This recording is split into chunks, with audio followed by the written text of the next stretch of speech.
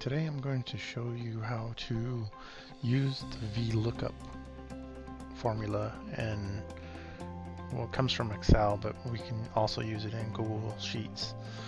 So the reason why we had to do this was we have a list that we want to put together that has students' ID numbers on it, and instead of taking the time to put in every student's ID, their first name, last name, all of that, what we're going to be able to do is just use a barcode scanner and be able to scan the ID and populate that information across here.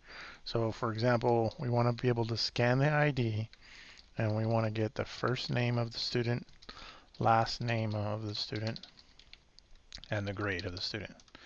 Now, we're already pulling this information from our student information system, and I just put some fake information here, but it's just some made-up information. You know, we just put some names in, and so what we can do is we can pull a query from our student information system, just this information, populate it into this spreadsheet that we call title student data, and then we go to the date.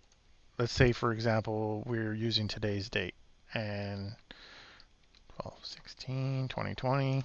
So we'll put that in here. Every day we'll create a new spreadsheet. We're going to copy this formula basically. So here what we will do is we're going to put in the student's ID number. Say we're scanning it. We're going to pop that in there. And now we want to use the formula. And the formula looks like this. We're going to equals VLOOKUP, open parentheses. Now from here, we want to look at what? What are we comparing? Well, we want A2, right? So whatever's in A2, look that up. And where are we looking for it at? Where are we going to compare that information from?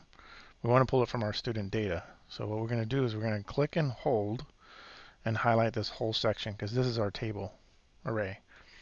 All right, back over here, and we're just going to continue with our formula. We're going to do comma. Now what from over here do we want to present?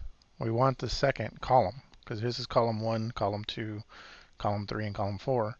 Well, we want that second column, so we're going to say column 2, and then we're going to put false and close parentheses. So hit return, and you'll see it presents the first name.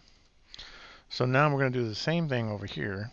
Equals VLOOKUP, open parentheses, A2, comma, go down here, same value, comma. What do we want to present from here? We want to present column 3. So I'm going to put a 3 and false. Return, so there's our last name. Same thing here. We want to present equals VLOOKUP, open parentheses, A2, and we want this value here, comma, and we want to present column 4 and false. So now that's what we have. So now if we start populating ID numbers, 2, 3, 4, 5, we want to do that same thing here. So we're going to copy this formula, and let's just copy it all the way down, and you'll see it's giving us some data, and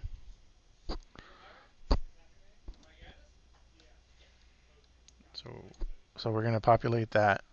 We're getting some errors here. The reason why, because we don't have no data over here, but you'll see that we're getting, Minnie Mouse and grade 4. So let's continue with this. So 3, 4, 5, 6. Donald Mouse. Now let's compare our data. Donald Mouse. Okay. So everything looks good. But as we start to work here, let's see, Michael Felt. Is he 5, 6, 7, 8? Yep. Okay. So it looks like it's working. But the only thing that I would notice about this formula is that we actually want to take the absolute value of these. So the reason why we want to do this is we're pulling from our table. If you look at the formulas, you'll see that as we change down here, if we start to populate 1, 2, 3, 4, we're not getting data anymore. And the reason why is because now it's checking A18 through D25. Well, if we look at A18, we don't have anything in here. So we want to tell it to only stick to this range of data. So what we'll do is in here, we're going to take this right in front of that A, we're going to put a $sign and another $sign after, and another $sign before the D, and another $sign after the D. What that does is it gives us the absolute value. So now we can take this and drag this down, and now you'll see that our name is working. So we can fix the rest of these formulas with the same thing. So let's put the $sign here, $sign there, return. And you're probably wondering, why would I ever do something like this? Well, if you're working with data like a lot of us, you're wanting to be able to scan data, find data with ease. And by doing something like this, instead of having to go through and look for the data yourself, by using these formulas, you can have it do it for you. So I'm just going to copy my formulas down here. That way I'll get my last name for Mickey Berg down here and his grade. And just like that, we've used the VLOOKUP. So now we can use this to scan every day. We'll scan all the kids that come in, or all the numbers that we're looking for, and it should give us the rest of the data. And as we grow this list here with more names, so 9, 1, 2, 3, and let's put in 7th grade. So now what we have to do is what? We're going to go over here, we're going to edit this whole formula, and we're going to say from A2 through D10, because now that's going to give us the right name. Make sense? So that's it for now.